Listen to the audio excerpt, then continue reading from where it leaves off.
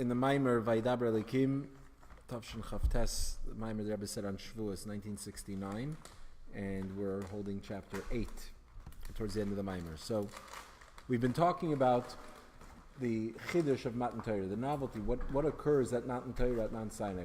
We're less than a week away from Shavuos, which is the anniversary of the giving of the Torah at Mount Sinai. And as we asked right in the beginning of the Maimer, the Jews were studying Torah before God gives us the Torah at Sinai. So what changed? What happened at Mount Sinai that constituted this change, something new that takes place? We said that the Chiddush of Matan Torah, the novelty, what happens at Mount Sinai is something that affects all three actors in the experience, which is God, the giver of the Torah, the Jewish people, the receivers of the Torah, and the Torah itself. And so we went on to explain what was added, the new dimension of Torah that occurs at Mount Sinai. And then in chapter 7, we quoted a medrash, quoted a lot of this, where there's an analogy made between oil and the scent of oil, and how that applies to the giving of the Torah. And so the Rebbe explains that this mashal, the metaphor that's given in the medrash, expresses all three chidushim, all the three things that happen at Mount Torah. Right. So the medrash says that, based on the verse in Song of Songs, that where the verse talks about the scent of the oil, that your fragrance is of good oil, of fine oil, and then your name is flowing oil. So the medrash explains that this verse can be divided into two. The first part that talks about the scent of oil, that represents the observance of mitzvahs and the study of Torah that occurred before Mount Sinai. And when we talk about your name being flowing oil, that's already post-Sinai. So Medrash says that the mitzvahs, the Torah that it says two parts. One is the Torah that was studied by the patriarchs, and the other one is the mitzvahs that were performed by the patriarchs. The point is the same, that the Torah studied by the patriarchs prior to Mount Sinai, prior to the giving of the Torah, that was reichos, that was like the scent of oil. But for us, Shem and Torah Shmecha, with us, we have the oil itself, post Sinai. So the Rebbe explains like this. When we contrast the scent of oil versus the oil itself, what's the difference? When you have a scent of oil, it's only the effusion of the oil.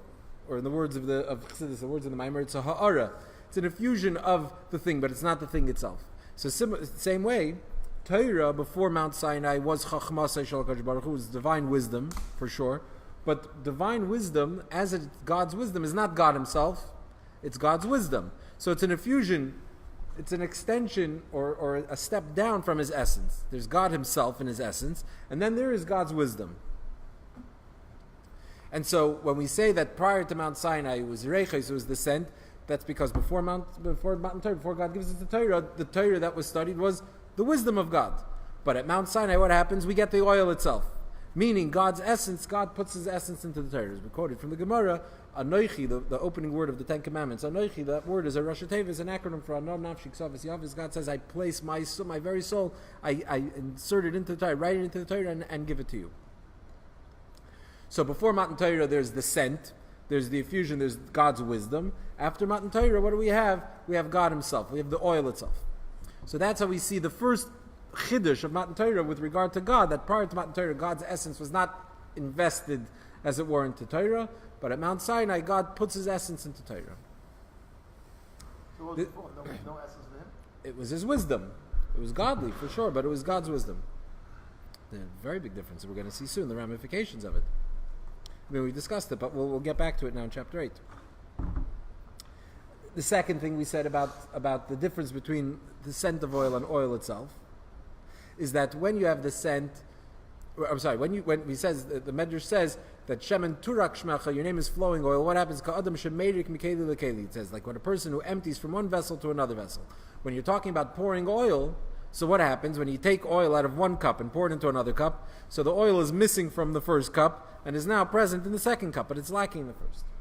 So the same thing is with regard to, we said, the Chiddush of Matan Torah as it relates to the Jewish people, that what happens at Mount Sinai, God transfers the ownership, as it were, of Torah from heaven to us down here in this world. That we become the owners of Torah. We quoted the different places where God says, Nitzchuni banai, Nitzchuni, my children, you have defeated me. you're victorious, meaning that the Jewish people are the ones who now have the authority to rule in Torah. And in heaven they can't rule. They want to know what the rule is. In heaven they have to come down to earth. Or as we quoted the other Gemara, where the Satan comes up to God after during this process of Mount Sinai, he says, Torah Hechani, where is the Torah? In other words, it's no longer present in heaven. It's now been given down here to this world. It's the same thing is with regard to the oil, that when you take the oil, Shemen Turak Shmecha, the idea of the pouring of the oil, when you pour the oil from one place into the other, you transfer it from one domain to another. Same is true that the ownership of Torah was transferred from the domain of heaven to the domain of the Jewish people down here in this world. And finally, the third difference between the scent of oil versus the oil itself is that the scent, you can enjoy it as long as you're smelling it. But the moment you stop smelling it, you no longer have any benefit from it. Right? We quoted in the footnote that even halachically, that's why there's no bracha achrona. You don't make an after blessing on smell, because once you stop smelling it, it's non-existent. Whereas food, even after you finished eating it, so you no longer have the pleasure, let's say, of the taste of the food, but you still have the pleasure of the food being inside of you, becoming part of you. So the same is true with regard to Torah, that before Mount Sinai, the Torah was like scent in that it didn't impact the reality of this physical world. But after Mount Torah, what happened? We're given this. The Torah becomes something that impacts the world. And there too, we said, by the way, there are 2 points in terms of the impact the Torah has in the world. There's the impact the Torah has in the world by God speaking the words of Torah. So when the Torah says, don't commit murder, for instance, that affects the reality of the world, and that now our normal state of being is to not murder. And a person who chooses to do that, chooses of his own will to do something unnatural, but it's telling you about the world itself, that the world itself murders unnatural. And also, when a Yid studies Torah or performs a mitzvah, also he invests the world with a holiness from the Torah, which beforehand wasn't possible. We know that the patriarchs fulfilled the commandments, but they weren't able to infuse the physical with holiness, which is why the Kabbalah talks about Yaakov Avinu, the patriarch Yaakov, who was putting on tefillin, the concept of putting on tefillin, the things that we do in the spiritual realms with tefillin, he was doing it with sticks when he was breeding his sheep. But the sticks remained sticks. They weren't holy. They weren't invested with the holiness. Whereas after Mount Torah, I'm sorry. You still use the sticks of the shepherd. Yeah. Okay. So that's what we said in chapter 7. So that so we talked about the 3 things, the 3 chidushim of Matan Torah, the impact of Matan Torah, the fact that it's with regard to God Himself, that He invests His essence in Torah. That happens at Matan Torah. With regard to the Jewish people, that we become owners, so to speak, over Torah, and we're the ones who get to rule and are the authority on Torah. And finally, the impact that the Torah has on the world. Those are the 3 things. The Rebbe says now in chapter 8 that the 3 are connected. Remember, one of the questions we had asked, so we're going to start working towards it now, but one of the questions we asked is that we have all 3 concepts, all these 3 chidushim we said we can trace to the word lemar. The one word, into one word we expresses all 3 things. So we have to still tie that together a little bit, but the Rebbe asked, what's the connection between all 3? If we have 3 different interpretations of the Chiddush of Matan Torah, and all 3 come from the same word lemar, there must be a connection. So here in chapter 8, the Rebbe starts to explain what that connection is between all 3. And the Rebbe basically says like this. The main thing that happens at Mount Sinai is God invests His essence into Torah. As a result of God putting His essence into Torah, we have the other 2. The other 2 flow as a result of that. Once God's essence is invested and present in Torah, once that takes place, once that occurs, now as a result of it, we get the other 2 chidushim. The fact that we now take ownership over Torah, and the fact that the Torah now affects the physical world. So let's see what he says inside. Chapter 8. Yeshleimar. We could say the beginning in these 3 things, which we just discussed at length, that occur at Matan Torah, at the giving of the Torah. So the main chiddush, the main novelty that occurs is God investing His essence into Torah. And it's as a result of that we also have the other 2 novelties, the other 2 things that occur at Matan Torah, which is the chiddush in Torah itself, meaning that Torah impacts the world, and also with regard to the receivers of Torah, that we take ownership over Torah. So he's going to start with the 3rd thing, the idea of the impact Torah has on the world. Torah on its own, since Torah is completely removed, distant from the world, so there's no change, there would be no impact through the words of Torah or through the performance of mitzvahs on the world. In other words, now we know we live in a post-Sinai world, So we know that the Torah tells us about reality. It's not just suggestions, as we discussed at length in a previous class, that the Torah is not merely a philosophy on life, but it's an instruction manual on life, meaning it tells us what the reality is, what the very nature of the world is. When the Torah says, as we mentioned before, not committing murder, that tells you what life is. It's not that it's suggesting that murder is a bad thing, don't do it. It's telling you that you don't commit murder. So we live in a world where the Torah impacts reality. We also live in a world where when we perform a mitzvah or we study Torah, we impact reality. But what would be in the natural state? What's more reasonable? That the Torah should impact reality or that it shouldn't impact reality? What would make more sense? What would make more sense, what's more reasonable, is that Torah shouldn't impact reality, just like any other philosophy. It shouldn't impact reality. For instance, like we talked about philosophy, but for instance, we have different aspects and elements in reality, right? So you have the physical, and you have even the spiritual component of it. So let's say, for instance, if you wanted to drive a nail into the wall, right? Because you want to hang up a picture, you bought a nice new painting, you want to hang it up on the wall, you need to knock a nail into the wall, and then you can hang up your picture. So you could sit at home and think to yourself, I bought this picture should be hanging on the wall, so it would follow that the picture should, I need a nail so you can make an argument of why there should be a nail driven into the wall. But with that thought, with that rationale, that reasoning, no nail gets put into the wall. What do you have to do? You have to take a hammer, you have to take a nail, you have to knock the nail into the wall. Your thought is not going to impact the nail in the wall. You need to actually do it. So we see that the world of thought, for instance, is removed from the world of action. That your thoughts don't impact reality. Now, on some level they do, but that's another conversation. It's not for now. But in a simple level, our thoughts don't impact the physical world. You can't come up with a reason why this table should move 10 feet over, and just by power of your reason alone, the table would move. No, you need to pick it up, you need to move it. Now, why is that? Because they're two different domains, they're two different realities. There's the reality of thought and ideas, the more spiritual of this world, and then there's the physical reality in this world. And the two are kind of distinct, separate realities. And so therefore, one doesn't influence the other, one doesn't impact the other. But if that's true within our physical reality, that our thoughts and our actions are not related, or one doesn't impact the other, then how much more so when we're talking about Torah? Torah is divine wisdom, it's godly wisdom. Torah is holy. Torah is removed from reality. So it makes perfect sense to say that the Torah has no bearing on this physical reality. Why should it have any bearing on the reality? So in other words, when we say that Torah impacts reality, that requires an explanation. How is it possible that Torah should impact reality? It shouldn't really impact reality.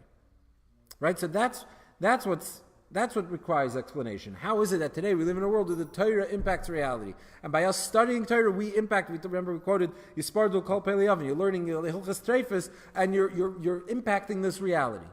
You're separating the forces of good and evil. How is that possible? So how is that possible?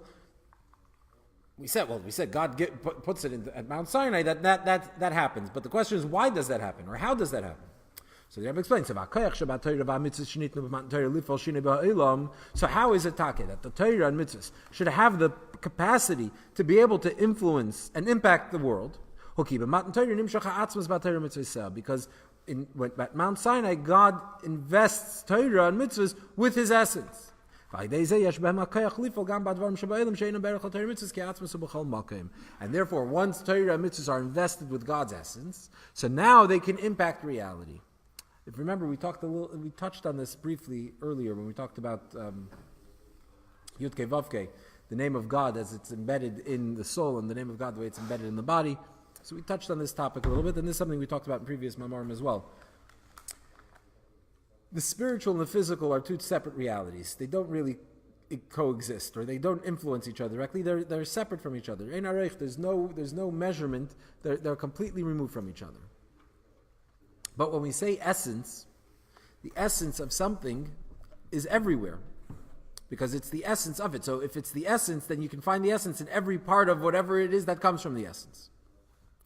So Torah, as it is the effusion of godliness, the idea of divine wisdom and corporal reality have no connection. One has no bearing on the other. But when you talk about the essence of God invested in Torah, so here we're not merely talking about a spiritual thing. Here we're not merely talking about a philosophy or ideas. We're talking about divine essence. And godly essence is the essence of Chachma, it's the essence of divine wisdom, and it's the essence of the physical reality. So that essence is present everywhere. So because it's the essence that's invested in it, the very essence of Torah is also the essence of reality. And so therefore, Torah can affect reality. Because the Torah has within it the essence of God. That make sense? Not so much? In other words, when we look at it as two separate entities, there's the wisdom and there's the physical world. There's spirituality and there's physicality. They don't coexist. They don't impact each other. But when I'm not talking about the spiritual realm or the physical realm, I'm talking about the essence. Well, the essence is present in the spiritual and the physical, all the same. And so therefore it can bridge that gap. Therefore it could cause that impact. So how is it? So what's the explanation as to why the Torah influences and impacts the world, which we take for granted, but really doesn't seem to make any sense, how that should happen? The reason is because since God puts His essence into Torah, that's the first thing of Matan Torah we talked about, the change with regard to God. That God invests His essence into Torah. Since God invests His essence into Torah, that essence is present in the spiritual, in heaven, and also down here on earth. And so therefore the Torah can influence reality. So that's with regard to, so we see how this third thing in Torah, the third part of the third Chiddush of Matan Torah, the impact that Torah has on reality comes from the first thing, which is the fact that God invests His essence in Torah. What about the fact that the Jew becomes an owner over Torah? How does that flow from God putting His essence in Torah? So he says like this.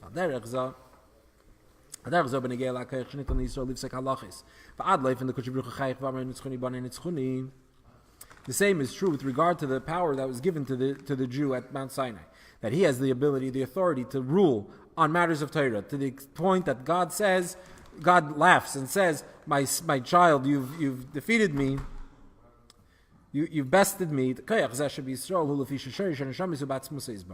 reason is because the source of the souls of the Jewish people are in the essence of God.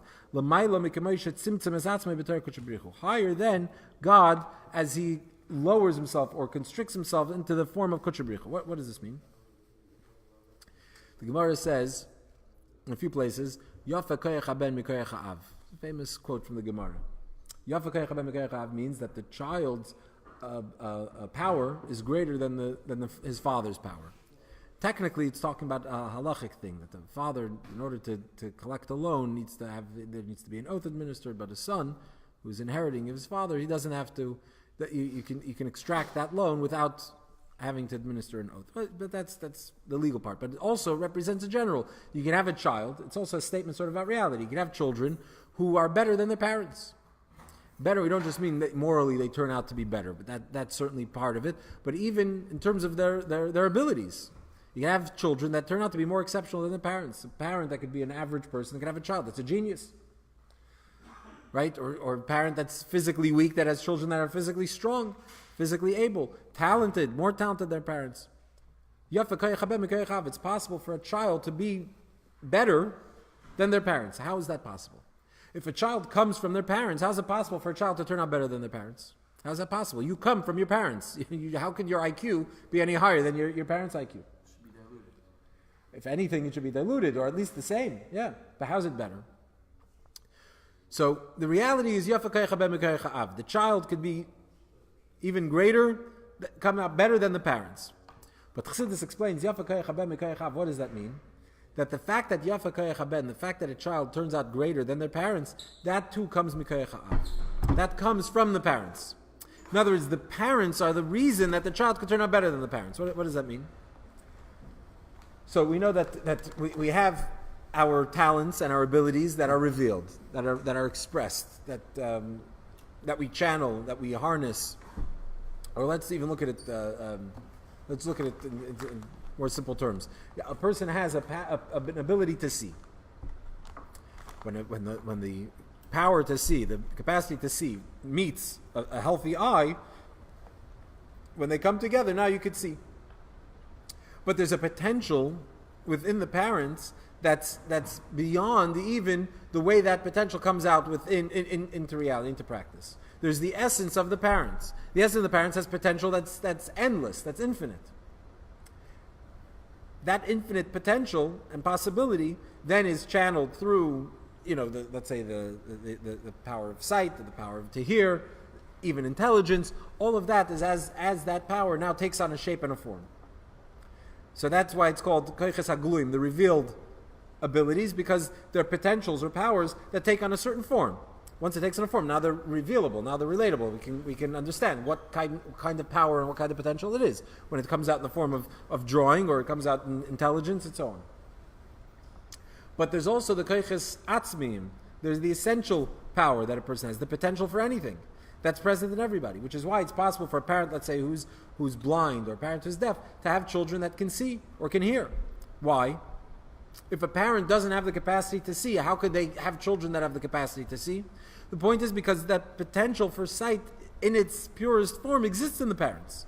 It's just that for whatever reason it gets stuck somewhere in the way because the vessel, the body, the limbs there's something wrong there. So somehow that power gets stuck. But in the child, they can invest the child, they can convey that power to the child, and the child can come out okay. So Yafa Koyach Haben Mikoyach Av means not just that the child has the ability to be greater than the parents, but the fact that the child has the ability to be greater than the parents, that too comes from the parents. That ability comes from the parents. For whatever reason, it was stunted in the parents, and in the child it comes out.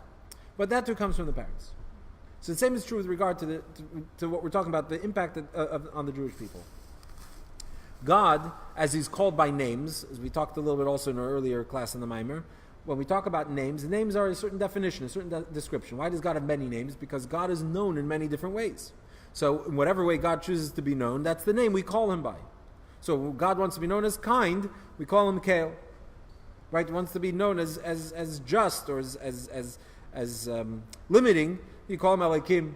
As concealing, that's Elokim. Different names of God express different attributes of God. So it's God as He comes to be known in a certain way, and that's the idea of names. When we call God Kucha Brichu, HaKadosh Baruch Hu, in Hebrew, Aramaic it would be Kucha Brichu, that too is also a description of God. It's a name we call Him by. When we say Kucha Brichu, that's very high, because Kadosh, holy, is removed. Kadosh, removed, God as He's removed. But to say God as He's removed is to apply a certain type of definition on Him. It's God as He's removed from reality. That's a definition already. So it's God being called by a certain name, being knowable in a certain way. So what happens? What's the Gemara say? Kuchabrichu mechayich va'amar. Kuchabrichu chayich va'amar. God, as He's Kuchabrichu, as He's known by that name, smiles and says, "My children, you've defeated me. Right? So God, as He's known by name, calls Jewish people Banai, my children. Why? Because the Jewish people were referred to as God's children. We know Banim Atam Lashem Lekechem. We're children of God. Just as a child comes from his parents, and therefore a child comes from the essence of the parents, which is why the child has the ability to surpass their parents in ability and achievements, because they draw from the essence of the parents. And the same is true with regard to the Jewish people. We're Banim Lashem Lekechem. We're children of God. And so therefore, Kucha Brichu, God, as He's our Father, let's say, as He's knowable in a certain way, could say, Nitzchuni Banai, my children, you've defeated me. Why? Because we draw from the essence of God that's even higher than God as He's Kucha Brichu. That make sense? So we see that the fact that God invests His essence in Torah, that also is what leads to the Jewish people, by studying Torah, having the authority, the ability to rule in Torah, and have a greater authority as it was than in heaven. And God as He's known as the Rosh Hashiva, the professor of Judaic studies in heaven, the Jewish people come from even higher than that, as God's beyond any of that definition. And so therefore we have that ability to rule in Torah. So that's what he says over here. That the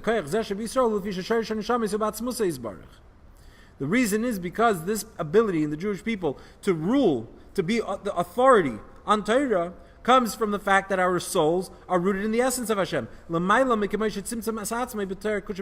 Higher than the way God limits Himself, lowers Himself to be definable as Kucha Brichu, as the Holy One, blessed be He.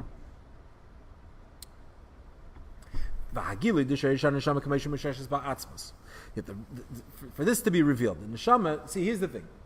The neshama is rooted in God's essence. And Torah is also rooted in God's essence. Right? That's what we're saying that God invests himself into Torah. The essence of God is in Torah, which is why the Torah could impact reality. Because there's the essence of God in Torah. He puts his essence in Torah. Also, the Jewish soul, even the Jewish body, as we talked about earlier, doesn't address it here, it comes from God's essence. But the difference is that the soul comes down into this world, is invested in the physical body, and doesn't feel that connection to God's essence. That essence, that connection, that relationship is concealed. Whereas in Torah, that relationship is always revealed. Torah is divine, is Chachma Shakadosh Baruch Hu, it's God's wisdom. And just as Chachma, in Tanya, in the second chapter, how are we doing in Tanya? In the second chapter in Tanya, where the Rebbe talks about the fact that the neshama comes from the essence of God, or from the machshava. We addressed this a little bit in the previous class. It comes from divine wisdom. And yet, different parts of the neshama, in chapter 2, he talks about the role of a Rebbe, of a tzaddik. What's the significance of a tzaddik? The Gemara says, there's a mitzvah, the pasuk says, you have to cleave to God. In fact, one of the mitzvahs is to cleave to God.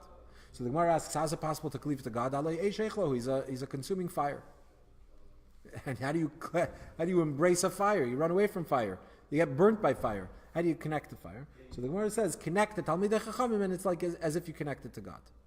So that basically, he's asking over there in Tanya, it's implied in what he says over there. So it doesn't. If the mitzvah is to connect to God, so what do you tell me? I can't connect to God, so connect to Talmidei Chachamim. So you're conceding the point that you can't connect to God.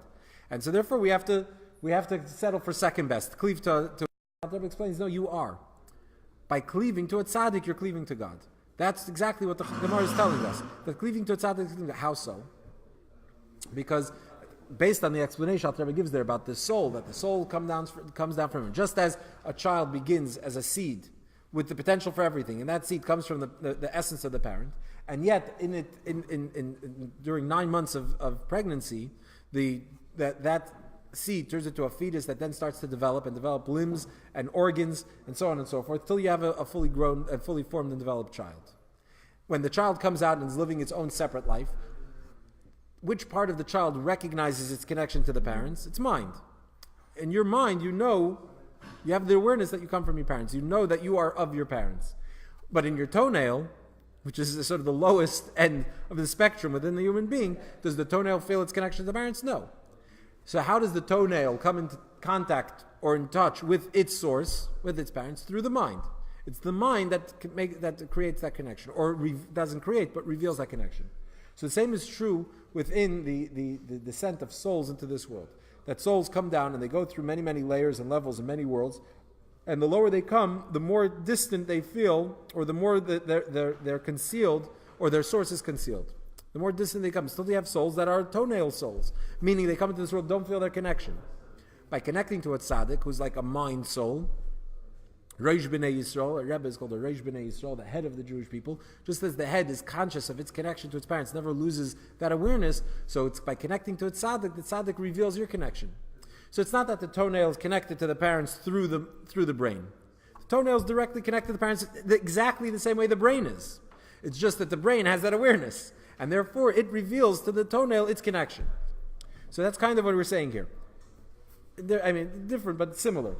That the Torah itself always recognizes it's always conscious of its connection to Hashem. When you study Torah, you're studying divine wisdom. Torah is holy. Divrei Torah eina mekabelin tuma. Halacha. Torah can't become impure. A Jew can become impure. How do you become impure if there's no tumah l'mayla, there's no impurity in heaven? And if we come from God's essence, we have a soul. How do we become impure? Because that's on a conscious level, we don't see it. But Torah itself, even as it's down here, doesn't become impure. Because Torah always always maintains an awareness of that connection. So for a Jew, down here, how does a Jew realize or recognize or reveal that relationship with God, that he comes from the essence of God, and therefore has the ownership, as it were, over Torah? It's through the Torah itself.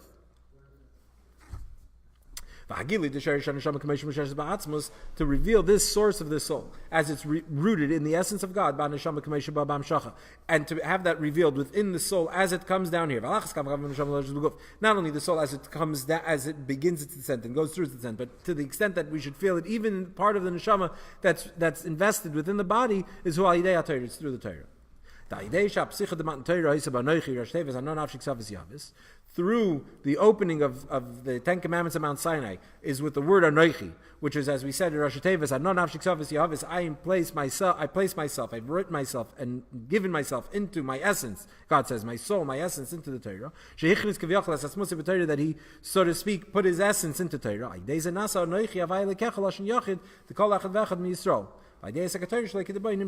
Remember, we talked about, quoted from the Maimer there, Marash. He said that that we asked, why does it say Anoich Hashem Aleikecha in the singular? God says, I am God, your God in the singular. He's talking to the Jewish people as a whole. He should have said in the plural, Anoich Aleikeichem, I am God, your God, Aleikeichem in the plural. So what happens? So what do we explain? That Anoich Aleikecha in the singular, every person came away saying, God is my God personally. The God spoke to me individually. Meaning, so we have two things. We have Anoichi, the idea that God puts his essence in Torah. Then we have Anoichi Elokecha, that the Anoichi, God in his very essence, is Elokecha, is my personal God. I realize it's my personal connection. I say he's mine, my God, that he becomes mine. So how do we get this idea that Anoichi Avai Elokecha, that God becomes mine in the singular, he's my God? That comes as a result of the other interpretation of Anoichi, which is that he puts his essence into Torah. By God investing his essence into Torah, through the Torah reveals that Anoichi, that God is my God. In other words, circling back to what we said, you see how we're linking all these things together? That there's the idea that God's essence is invested in Torah. There's the idea that God's essence is invested in the Jewish people, which is why we become owners, so to speak, on Torah. But they're all linked. That how is it that a Jew recognizes that or takes ownership of Torah as a result of the fact that he comes from the essence of God, which is higher than God as he is, the Rosh Hashiva of heaven, the teacher of Torah in heaven. It's through Torah itself. It's the Torah itself that reveals this. So we have two things. We have the essence of God as it's invested in Torah, which also reveals the essence of God in the Jewish people. And we have, again, also the essence of God as the Jew is rooted in the essence of God. So you have a Jew rooted in the essence of God, and you have Torah containing the essence of God. So which one's higher? And already we've explained that it's through Torah that we reveal the Jew's essence. His relationship with God through Torah. So which one's higher? So that's what the Rebbe says here in the brackets. Let's take a look. How are we doing on time? 10 after? We have to stop? 2 minutes? I don't know if we're going to have time to do justice. Okay, but let's see what he says. So v'yashleimar she'inyin da'anoichi elekecha di Yisrael hu'lamayla mibchinas anoichi she'b'Torah. So we could say that this idea that God's essence, the anoichi of elekecha, that he's my God, and who is anoichi? God in his essence is mine because I'm rooted in God's essence. That's higher than the anoichi of Torah. The anon nafshik sav ze'av is the way God puts his essence in Torah. Ukiyadua.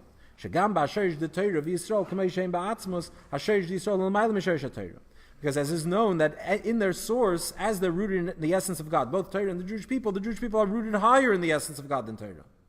We know the famous Medrash. It says that there are a bunch of things that precede reality, right? That are called beginnings. And one of them is the Jewish people, one of them is Torah. So the Medrash says, I see that there's Torah and the Jewish people both precede. They're both beginnings, but I don't know which one comes first. What does it mean which one comes first? Obviously, we don't mean in time coming before the world because there's no time before creation. So when we say comes first, we mean which one's higher. In other words, what's rooted deeper within God's essence, the Jew or the Torah? So it's a question the Medrash asks. And what's the Medrash say? The fact that you look in Torah and it says Dabro b'nei Yisrael, Tzaves b'nei Yisrael, speak to the Jewish people, command the Jewish people. So the whole Torah is here to teach the Jewish people. Meaning, what comes first? What's higher? The Jewish people. The Jewish people are rooted in God's essence, and for them there's a Torah. The Torah comes for them, meaning that they are higher than Torah, right? So even within God's essence, the Jewish people are rooted higher than Torah. And Torah, even as it comes post Mount Sinai, as it's invested with the essence of God, is also for the Jewish people. It's just it's merely that that for us it's revealed through Torah. Torah reveals that we're rooted in God's essence. But even though Torah reveals it, we're rooted deeper in God's essence than Torah itself. Let's stop here.